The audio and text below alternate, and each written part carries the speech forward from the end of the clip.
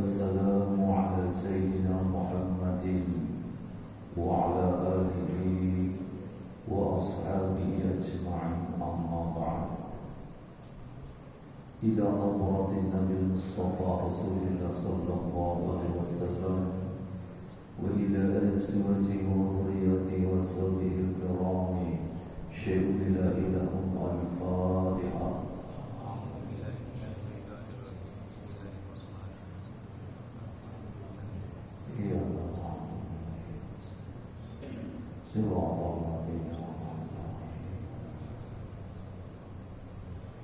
ثم إلى أرواح الأنبياء والمرسلين والأولياء والشهداء والصالحين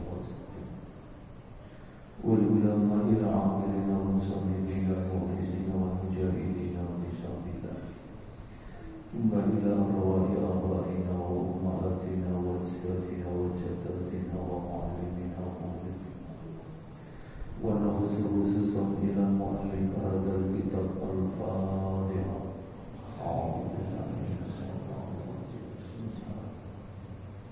الحمد لله رب العالمين الرحمن الرحيم إياك نعبد وإياك نستعين صراط الذين أنعمت عليهم غير المغضوب عليهم. Para hadirin, para jamaah segenap pengurus Masjid Al-Ikhlas Padaran Allah wa yakum ajma'in. Alhamdulillah wa syukurillah kita semuanya bisa bertemu kembali dalam keadaan sehat. Mudah-mudahan Allah Subhanahu wa ta'ala senantiasa memberikan tambahnya hidayah kepada kita semuanya. Amin. Bismillahirrahmanirrahim. Wa takbiratul ihram. Ini melanjutkan terkait dengan arkan sholat, rukun-rukun sholat yang ada 18. Pertama niat, kedua berdiri, al-qiyam ma'al qudrah. Di sholat berdiri itu merupakan salah satu rukun, tapi berdiri bagi yang mampu berdiri. Kalau ada orang yang tidak mampu berdiri karena sakit, stroke, lumpuh, atau yang sejenisnya, yang sehingga orang tersebut tidak mampu sholat sambil berdiri, maka sholatlah sambil duduk. Itu rukun yang kedua. Nah, rukun yang ketiga, wa takbiratul ihrami, yaitu takbiratul ihram. Setiap pergantian rukun kita ada takbirnya. Nah, takbir berikutnya itu namanya takbir intiqal. Jika umpamanya takbir Allahu Akbar, mau rukuk, bangun rukuk, iktidal dengan membaca Sami Allahu liman hamidah. Lalu mau sujud membaca takbir lagi, bangun dari sujud takbir lagi. Itu namanya takbir intiqal. Takbiratul ihramnya itu yang pertama. Nah itu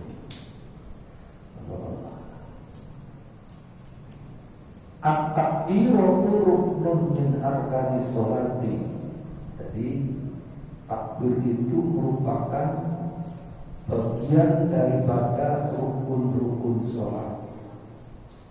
Liqaulihi alaihi salatu wassalam, yang menjadi landasan dan yang jadi dasar adalah sabda Rasulullah SAW yang berbunyi miftahus sholati al-wudu'u wa tahrimu wa at-takbiru wa tahliluha at-taslim.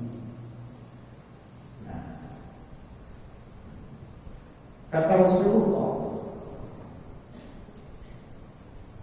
beliau bersabda, miftahus sholat. Miftah itu artinya alat untuk membuka. Alat yang untuk membuka namanya apa? Namanya kunci. Itu di antara janji nazom ada Miftahul jannah la ilaha illallah. Nah gitu ya. Miftahul jannah la ilaha illallah. Dulu kita bacanya itu bergeser yang dibaca sintu dulu. Dan itu lebih bagus. Yang apa namanya al-barjanji nawong. Jadi miftahus sholat, alat untuk membuka sholat, kunci untuk membuka sholat, al-wudu, wudu. Jadi wudu dulu. Nah, dari ayat yang berbunyi aqimus sholata, dirikanlah sholat, lalu timbul sebuah kaidah yang berbunyi al-amru bisai amrun biwasailihi. Menyuruh sesuatu berarti menyuruh lantarannya, perantaraannya. Kalau ada orang disuruh, Pak, itu genteng bocor, tolong dibetulkan. Ketika nyuruh untuk membetulkan genteng berarti nyuruh apa? Selain itu berarti nyuruh juga dia mengusahakan tangga untuk naik. Itu. Ketika Allah menyuruh kita untuk sholat, berarti menyuruh untuk berwudu. Ini kaidahnya berbunyi al-amru bisai amrun biwasailihi. Ada juga satu kaidah yang berbunyi al-amru bisai nahyun an-diddi. Perintah terhadap sesuatu berarti sebaliknya melarang. Kalau Allah menyuruh kita untuk sholat, berarti melarang untuk meninggalkan.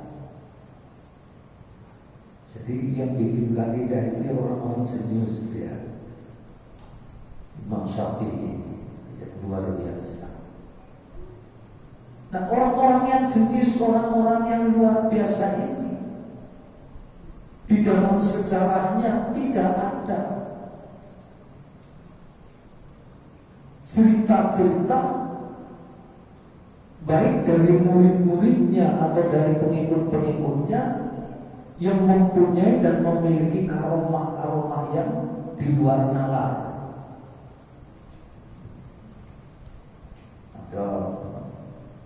Diceritakan bahwa punya karomah, dan karomah yang dimiliki itu dia bisa ke surga, pulang ke dunia lagi membawa bekas pasir di surga, dan dia merasakan capek habis dari surga. Itu kan namanya cerita-cerita khurafat. Surga itu sampai sekarang masih tertutup, belum ada penghuninya. Dan yang akan membuka surga, yang membuka pintu surga adalah Rasulullah. Pak, kalau seandainya benar orang itu ke surga, pasti tidak mau turun lagi. Jangankan kita,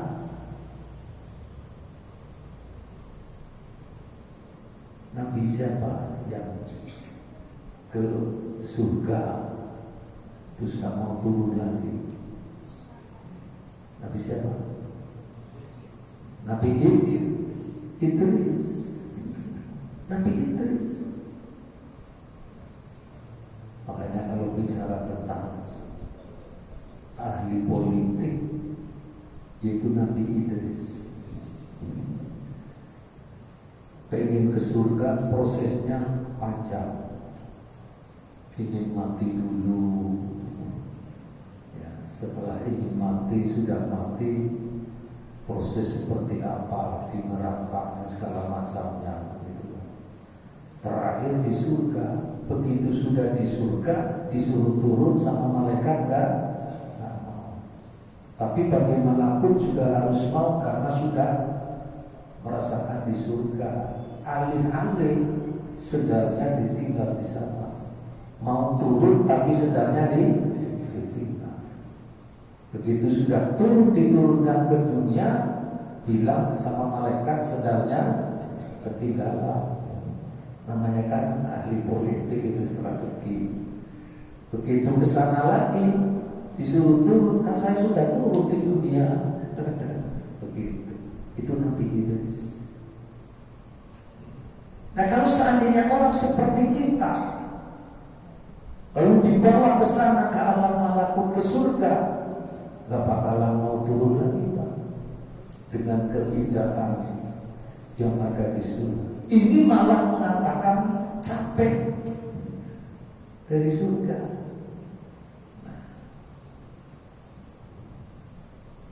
Dikatakan lagi selama 30 tahun tidak tidur karena melihat neraka dan melihat surga.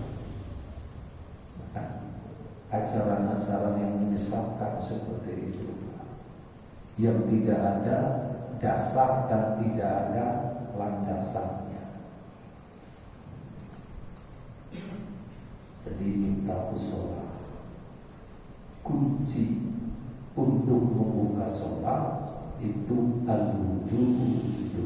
Nah, terkait dengan wudu ini dasarnya ayat di dalam surat Al-Maidah yang berbunyi, "Idza qumtum ila sholati faghsilu wujuhakum wa aydiyakum ilal marafiqi wamsahu bi ru'usikum wa arjulakum ilal ka'baini." Idza qumtum itu maksudnya idza aradtum. Jika kalian semuanya hendak mendirikan sholat, faghsilu wujuhakum, yang pertama diperintah membasuh wajah. Wa aydiyakum ilal marafiqi, yang keduanya tangan sampai dengan siku. Yang ketiganya wamsahu bi ru'usikum, usap kepalamu. Bukan basuh, bukan, tapi usap. Wa arjulakum ilal ka'baini, yang keempatnya disuruh membasuh kaki sampai kedua mata kaki. Jadi perintahnya di dalam Al-Qur'anul Karim itu ada 4, tapi rukun wudu ada 6. Yang 2 hasil ijtihad. Yang 2 itu ditambah apa? Pertama niat. Terus yang keduanya tertib. Tertib apa? Tertib itu apa? Ya, tertib itu artinya berurutan. Kalau al-mualatu berkesinambungan. Berurutan, tertib itu maksudnya sesuai dengan apa yang disebutkan oleh Allah. Pertama Allah menyebutkan basuh dulu mukanya. Sesudah basuh muka, tangan, setelah tangan baru kepala, setelah kepala baru kaki. Itu harus begitu urutannya. Jadi kalau ada orang berwudu, basuh tangan dulu, sesudah basuh tangan baru muka, sesudah muka kemudian kaki, setelah kaki baru mengusap kepala.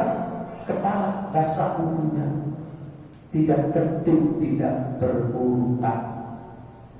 Tapi kalau mualah berkesinambungan, kalau berkesinambungan itu sunnah, bukan rukun. Berkesinambungan ini maksudnya begini Pak.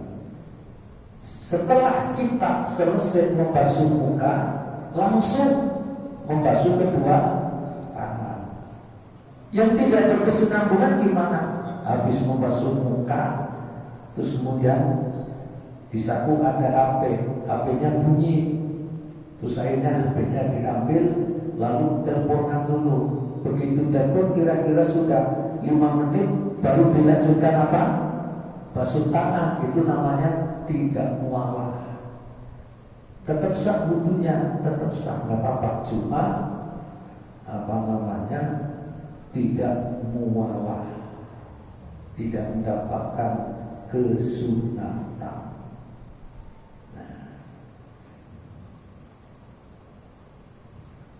Wa tahrimu at-takbir wa tahlilu at-taslim. Jadi permulaannya dengan takbiratul ihram dan penutupannya yaitu membaca salam. Dan inilah yang menjadi definisi sholat. Sholat itu apa? Aqwalun wa af'alun.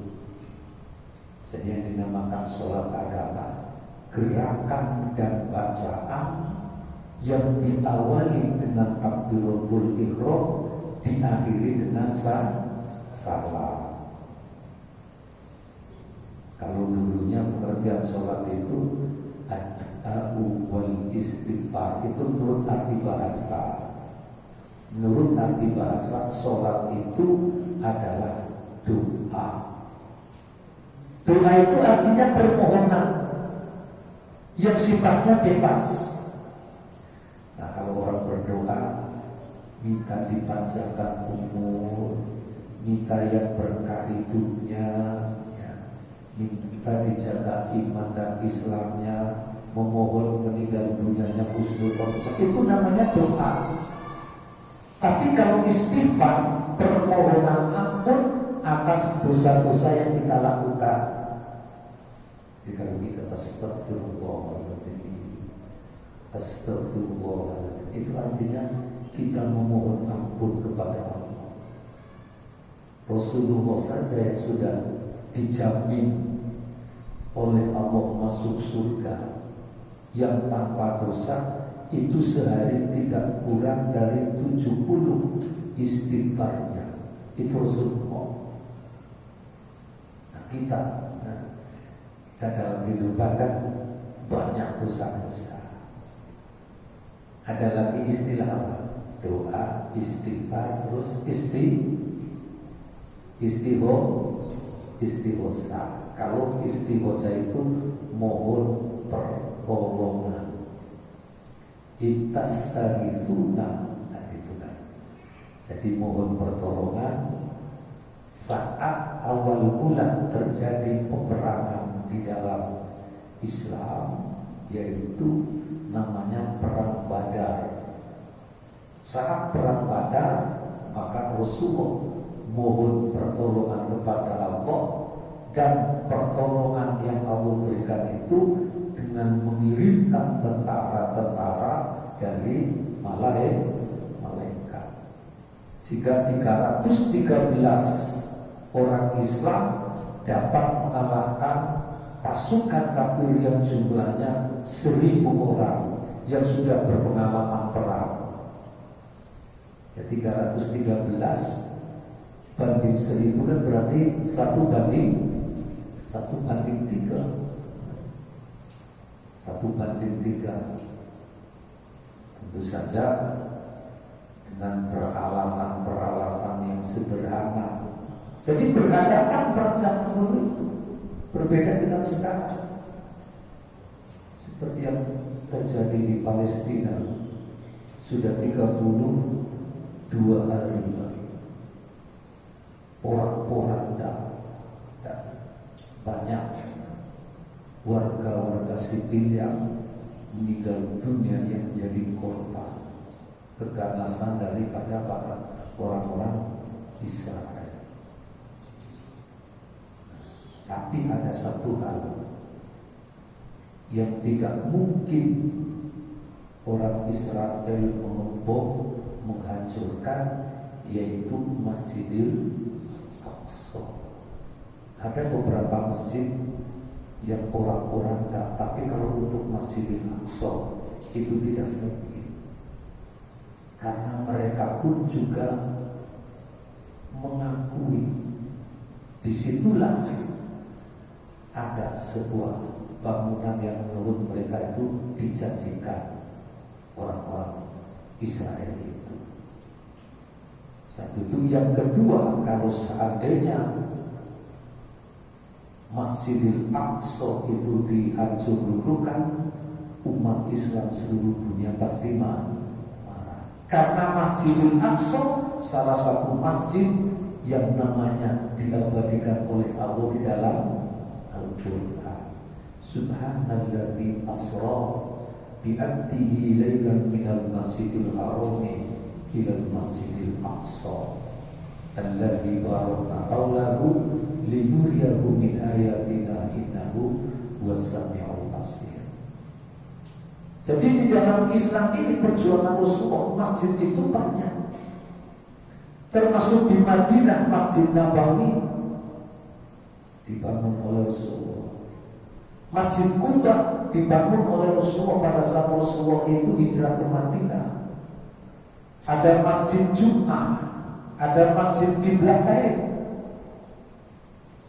Tetapi masjid-masjid yang bersejarah itu tidak ada namanya secara spesifikasi di dalam Al-Quran kecuali dua, hanya Masjidil Haram dan Masjidil Aqsa. Kenapa? Dua masjid itu kok aku sebutkan di dalam Al-Quran?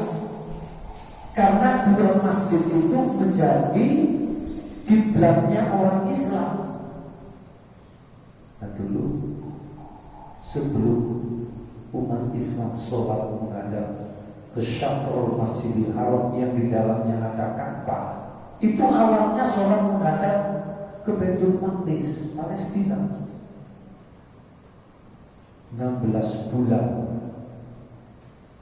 Jadi Rasulullah sholat menghadap ke Baitul Maqdis, ke Masjidil Aqsa itu 16 bulan.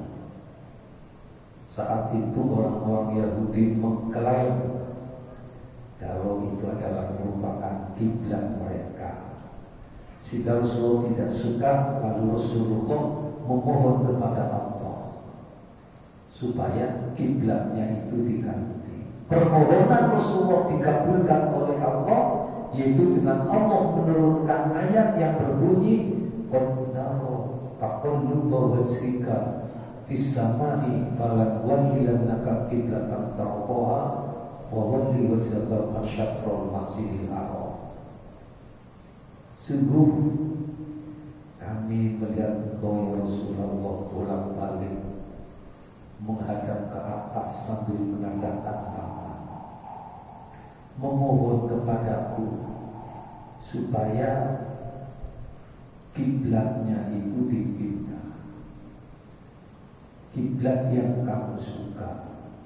Wa walli wajhaka syatrul masjidil haram, mulai saat ini hadapkanlah wajahmu ke arah Masjidil Haram. Nah ayat itu turun saat Rasulullah sholat zuhur di Masjid Qiblatain. Jadi yang 2 rakaat menghadap ke Baitul Maqdis Palestina, Masjidil Aqsa, kemudian berputar Rasulullah sholat menghadap ke arah Syatrul Masjidil Haram, ke arah Masjidil Haram. Jadi ayatnya tidak berbunyi syatrul Ka'bah, bukan Pak, tapi syatrul Masjidil Haram, arah Masjidil Haram. Sehingga kiblat itu isinya Ka'bah, Masjidil Haram, bahkan ada yang berpendapat kota Mekah termasuk kiblat. Tapi kalau orang sholatnya di Masjidil Haram dan kelihatan ini Ka'bah ini, yang sholat di sini, ya harus menghadap persis. Namanya sudah hakul yakin. Di depan mata kelihatan pelakunya itu orang yang sholat di sini. Dan yang jauh pakainya kira-kira seperti kita di sini. Nah, kita di sini sholat menghadap ke sana itu belum tentu persis menghadap ke Ka'bah. Tapi kalau wajah kita tidak menghadap ke Ka'bah, tapi kena ke pinggiran Masjidil Haram, itu sholatnya sah. Makanya usolli fardhul maghribi salasa rakaatin mustaqbilal qiblati, bukan mustaqbilal Ka'bati. Kalau mustaqbilal Ka'bati kan pasti sah. Tapi kalau mustaqbilal qiblati sah. Nah, soalnya posisi Ka'bah di dalam Masjidil Haram dengan kondisi kita yang ada di Indonesia itu sangat jauh sekali. Yang hanya menggunakan kira-kira, pakai ilmu tentunya kira-kira juga. Tapi kemudian Masjidil Haramnya itu besar, apalagi setiap tahun terjadinya perluasan daripada Masjidil Haram. Jadi dua masjid itulah yang disebutkan di dalam Al-Quran tadi. Masjid Nabawi 3. Kemudian di Arafah juga ada namanya Masjid Namiro. Ya. Lalu ada Masjid Ijabah, termasuk tempat tinggalnya para sahabat seperti Abu Bakar, Umar, Utsman, Ali. Itu tempat tinggalnya juga dijadikan sebagai masjid, artinya dibangun jadi masjid, hanya saja tidak dipakai untuk sholat. Kenapa? Karena alasannya bahwa sholat di Masjid Nabawi itu dibandingkan dengan sholat di masjid-masjid yang lain itu adalah 1000 perbandingannya, 1000 kali. Sedangkan sholat di Masjidil Haram dibandingkan dengan sholat di masjid lain, perbandingannya adalah 100.000 kali dibandingkan di masjid-masjid yang lain. Nah itu. Jadi kadang-kadang ada orang yang cara pandangnya begini, begitu sampai di Mekah, lalu mungkin agak capek atau bagaimana, dia gak mau sholat di Masjidil Haram, sholatnya di hotel atau di masjid yang ada di dekat hotel, karena jauh ya. Kalau orang haji kan jauh. Nah, akhirnya sholat di masjid yang masjidnya bukan Masjidil Haram. Terus orang tersebut mempunyai pikiran yang penting di Mekah, walaupun di masjid ini nilainya sama, padahal tidak. Yang 100.000 kali itu kalau di Masjidil Haram, tidak berlaku di masjid-masjid lain yang ada di Mekah.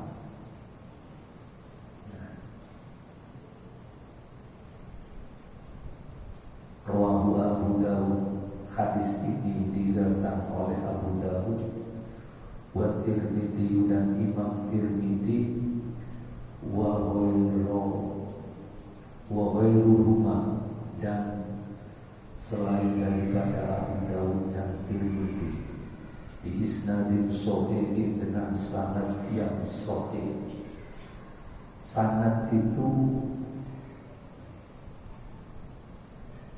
jalur yang menghubungkan, itu namanya sanad, atau silsilah namanya sanad. Kalau di keluarga itu namanya silsilah, dari anak ke bapak, bapak ke kakek, kakek ke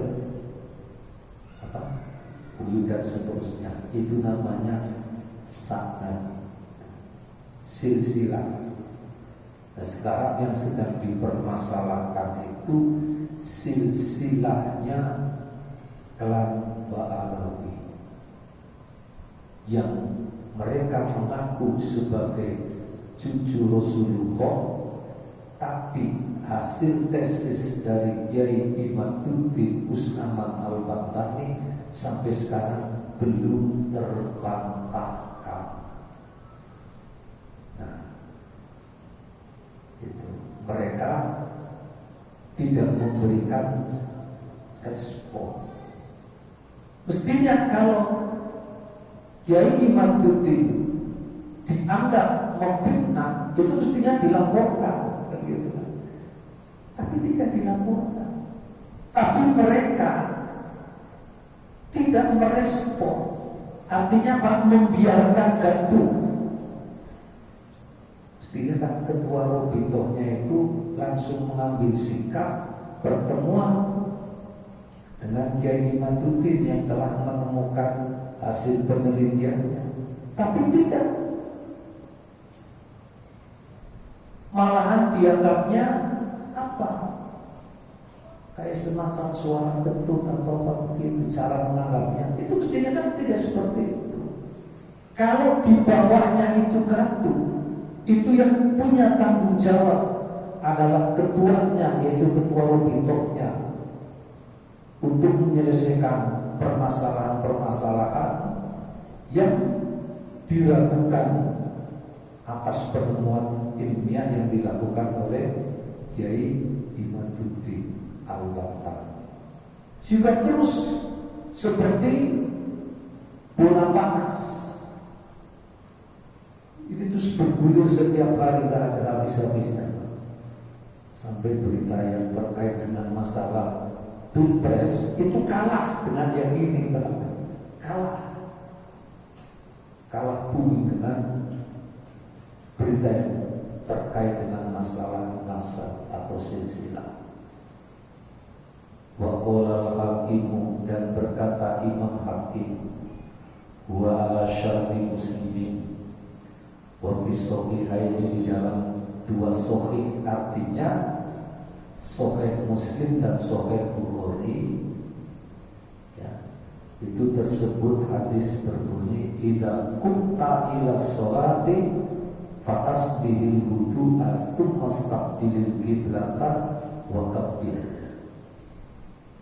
Idza kunta ila sholat, idza aradta, jika kamu hendak mendirikan sholat, fa'asbihil wudu'a, maka sempurnakanlah wudu. Sesudah menyempurnakan wudu, tsumastaqbilil qiblata, kemudian menghadaplah ke arah kiblat. Wa kabbir, lalu bertakbirlah. Jadi menghadap ke kiblat, arah Syatrul Masjidil Haram, lalu takbir. Ini yang dinamakan takbiratul ihram. Jadi begitu orang takbiratul ihram, artinya sudah masuk rangkaian ibadah sholat. Kalau orang haji atau orang umroh, masuk rangkaian ibadah umroh itu ketika dia di miqat untuk niat. Miqat itu ada dua, Pak. Ada miqat makani, ada miqat zamani. Jadi yang dimaksud miqat itu adalah miqat makani, miqat tempat. Mikot zaman itu artinya mikot yang terkait dengan masalah waktu. Waktunya apa yang dimaksudkan?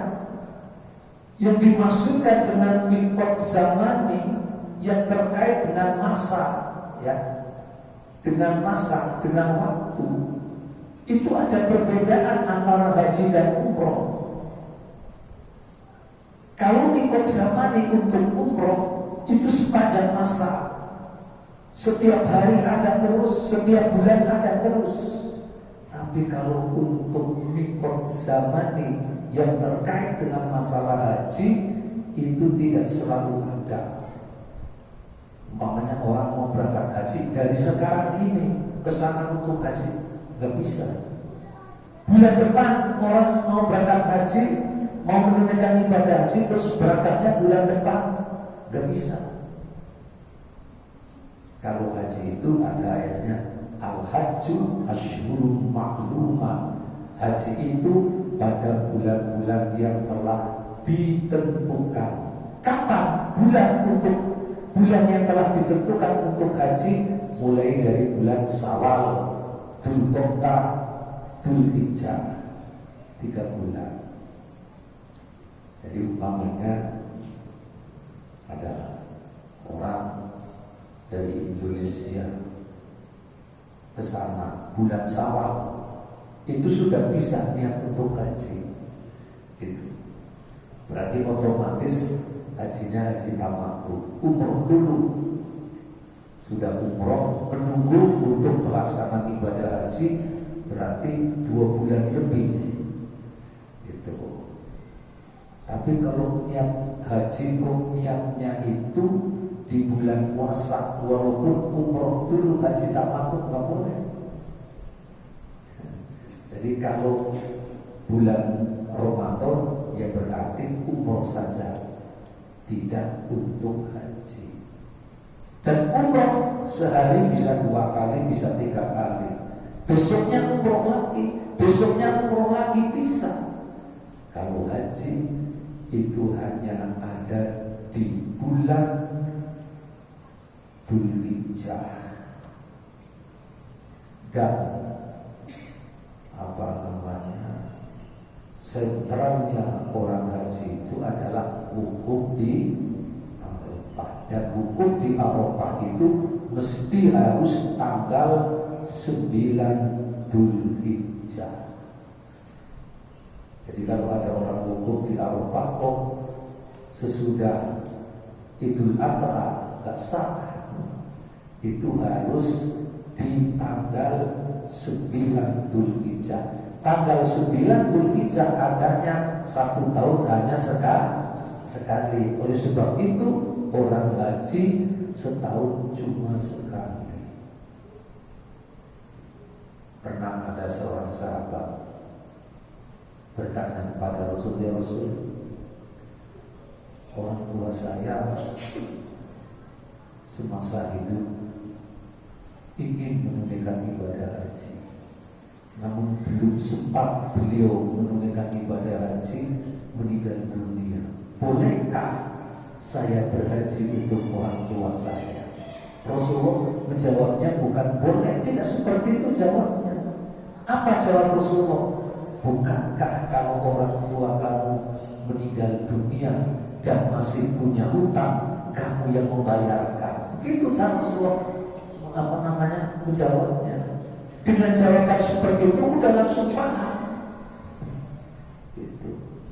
Adapun kemudian itu disebut badal. Adapun kemudian orang lain, umpamanya petugas haji, membadalkan untuk jamaah haji yang kebetulan jamaah haji itu ingin membadalkan orang tua yang sudah almarhum. Otomatis jamaah tadi karena baru haji pertama kan tidak bisa dia haji sendiri, akhirnya apa? Dibadalkan kepada petugas.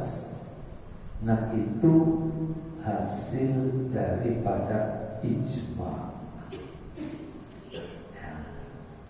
Jadi hasil ijma, bukan dari hadis.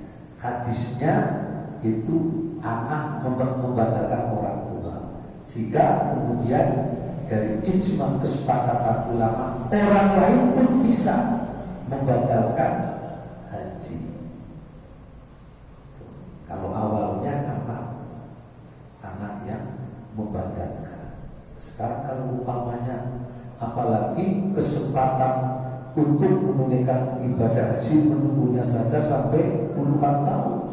Bagaimana mau membatalkan orang tua? Umpamanya seperti itu kan. Nah, sehingga disitulah ada kemudahan-kemudahan. Ketika ada kesulitan, datanglah kemudahan. Yuridullahu bikumul yusra wa la yuridu bikumul usra.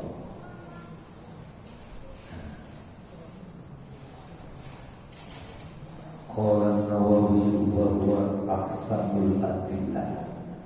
Jadi Imam Nawawi mengatakan hadis ini termasuk dalil yang paling bagus. Li'annahu alaihi salatu wassalam lam yadhkur lahu fil hadis, karena Rasulullah SAW tidak menyebutkan baginya di dalam hadis illal fard, kecuali fardu. Wa'lam dan ketahuilah anna takbiratul ihrami yudabaru fiha umur. Jadi bahwa takbiratul ihram itu bisa diiktibarkan di dalamnya beberapa hal. Falau fakoda wahidun minha, apabila tidak ada salah satu daripadanya lam yajuz, maka tidak boleh. Walam tasih hak sholatu, dan tidak sah sholatnya. Ahadullah yang pertama anau yakti bisiwotir Allahu Akbar. Jadi takbiratul ihram ini ada beberapa hal, ya. Salah satu di antaranya dengan kalimat yang berbunyi Allahu Akbar bil Arabiyyati, dengan bahasa Arab. Idza kana qadiron, apabila orang tersebut mampu mengatakan, mengucapkan, membaca Allahu Akbar. Lima rawahu Abu Hamid, karena ada hadis yang diriwayatkan oleh Abu Hamid As-Sa'idi radhiyallahu anhu qala, karena Rasulullah sallallahu alaihi wasallam adalah Rasulullah sallallahu idza staftaha sholata, ketika membuka sholat, istaqbalal qiblata, menghadap kiblat, wa rafa'a yadayhi, dan mengangkat kedua tangannya, wa qala Allahu Akbar. Jadi mengangkat kedua tangannya, kemudian Rasul membaca Allahu Akbar. Rawahu Ibnu Majah wa Sahih Ibnu Hibban. Hadis ini diriwayatkan oleh Ibnu Majah dan disahihkan atau dianggap sahih hadis ini oleh Ibnu Hibban. Bahwa Ar-Rahman Ar-Rahim Akbar. Kalau ada orang sholat, yang sholat itu bacaannya Ar-Rahmanu Ar-Rahimu Akbar, itu tak sah sholatnya. Ya. Walaupun Ar-Rahman dan Ar-Rahim ini merupakan sifat yang dimiliki oleh Allah. Ar-Rahman yang maha pengasih, Ar-Rahim yang maha penyayang. Lalu Allahu Akbar, gak sah sholatnya. Itu Al-Ajallah, atau dengan kata-kata Ajallah, Al-Qala Ar-Rahmu Akbar, atau yang sholat bacanya Ar-Rahmu Akbar. Ar-Rahmu bukan Tuhan, Ar-Rahmu Akbar, Tuhan yang maha agung atau maha agung. Itu kan sah sholatnya, Pak. Wa nahwi dzalik lam yajuz, tidak boleh. Wa qala Allahul Akbar ajza'ahu. Tapi kalau ada orang sholat baca takbiratul ihramnya Allahul Akbar, itu sah. Allahul Akbar sah, tapi kalau Akbar Allah tidak sah, nggak boleh. Nah, jadi Allahul Akbar. Nah, bedanya apa antara Allahul Akbar dengan Allahul Akbar? Kalau Allahu Akbar itu artinya apa? Allahu yang pertama, kedudukannya sebagai mubtada. Akbar itu khobar. Artinya khobar itu adalah kata yang menjelaskan tentang kedudukan Allah. Itu. Tapi kalau Allahul Akbar, Allah yang Maha Agung. Bedanya di situ. Tapi sah sholatnya kalau Allahul Akbar. Tapi yang umum dengan menggunakan mubtada dan khobar. Jadi khobar itu artinya kata yang menjelaskan tentang kedudukan Allah. Seperti ada lafaz begini, al-masjidu jamilun, itu paling. Masjid itu cakep, masjid itu indah, masjid itu bagus. Jadi bagus itu menjelaskan tentang keberadaan masjid. Boleh. Kalau Allahu Akbar memang itu. Tapi kalau seandainya Allahul Akbar itu sah. Tapi kalau dibalik Akbaru Allah, maka tidak sah sholatnya. Nah, tentu saja bagi yang masih belajar, masih sulit ya belajar dari umpamanya pakai bahasa Indonesia atau bahasa saja apa saja. Karena di sini dikatakan ya kalimatnya itu adalah idakana qodiron, membaca Allahu Akbar kalau orang itu bisa mampu sahur. Ada juga yang sebenarnya membacanya sih Allahu Akbar karena dia pelok, nggak jelas. Nah, orang yang pelok yang nggak jelas itu tidak boleh jadi imam. Nah, baik para hadirin, para jamaah sekalian, ini sampai di sini ya. Insya Allah nanti kita lanjutkan kembali pada malam Kamis yang akan datang. Nah, sebelum kita akhiri, ada yang mau ditanyakan, silakan. Ya, silakan. Waalaikumsalam warahmatullahi wabarakatuh.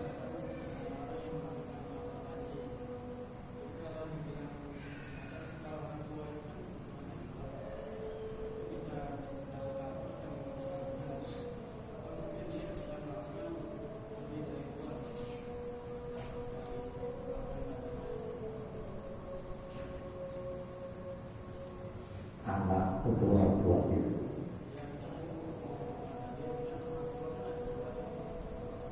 Ya, ini pertama, seorang anak membadalkan atau membadali orang tua. Syaratnya anaknya sudah haji dulu.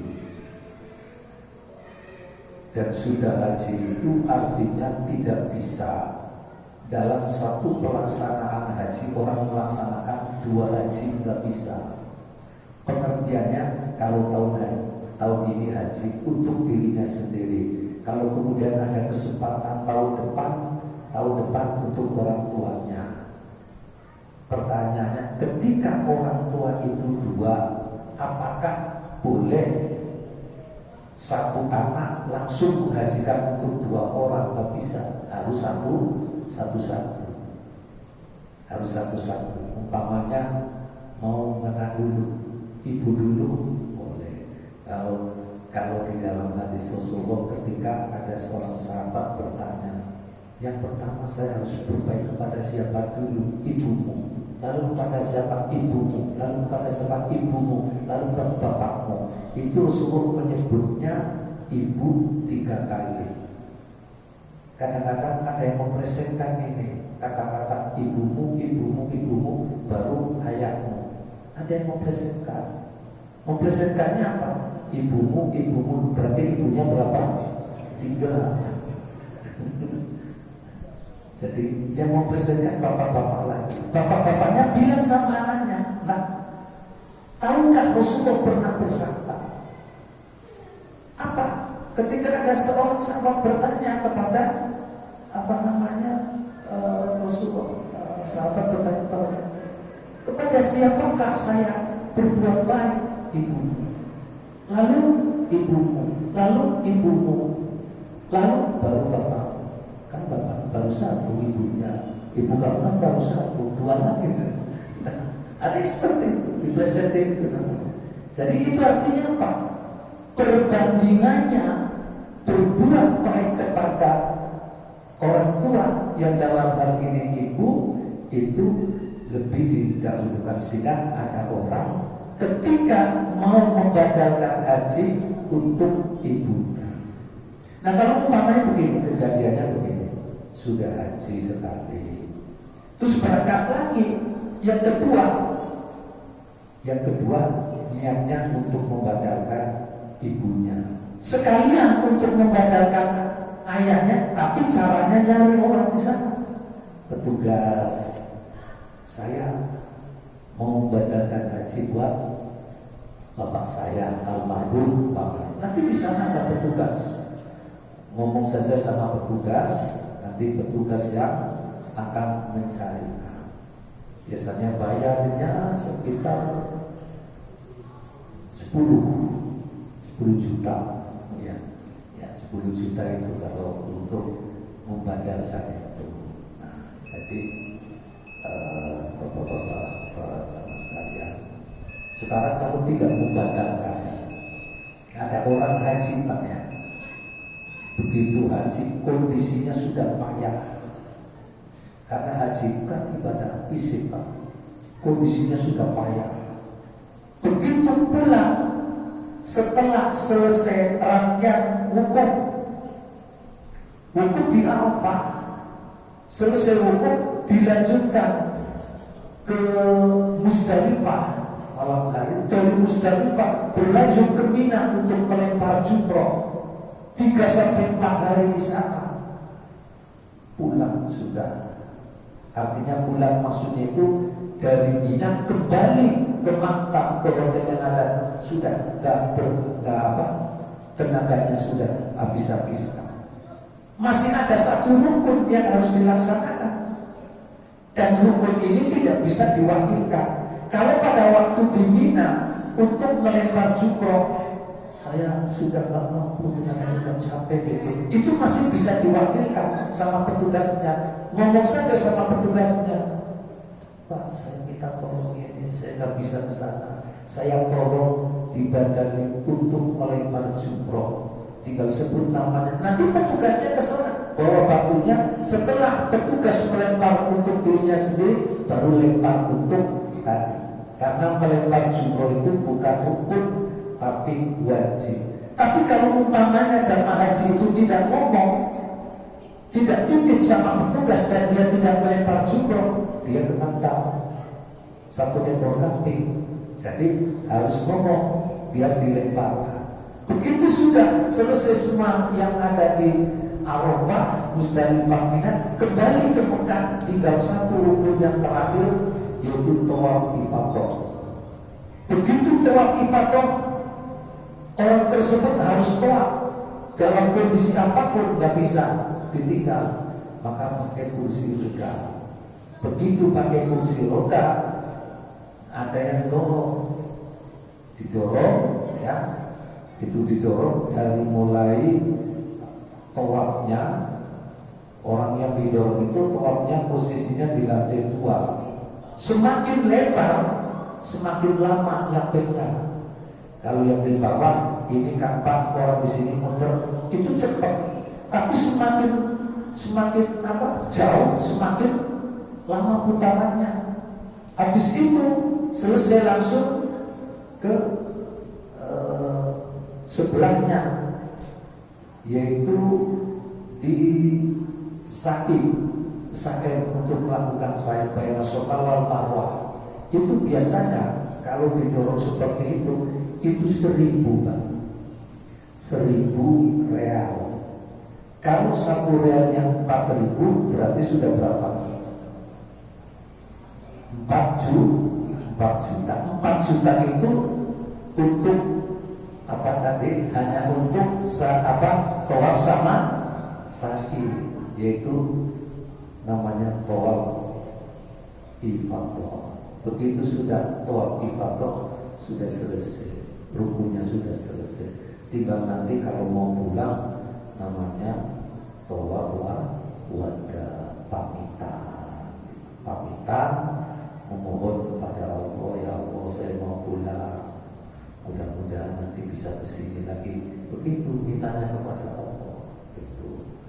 Baik bapak-bapak, para hadirin, para jamaah sekalian, sampai di sini dulu kajian kita malam ini. Mudah-mudahan banyak manfaatnya untuk kita semuanya dan untuk perbaikan ibadah kita kepada Allah Subhanahu wa taala.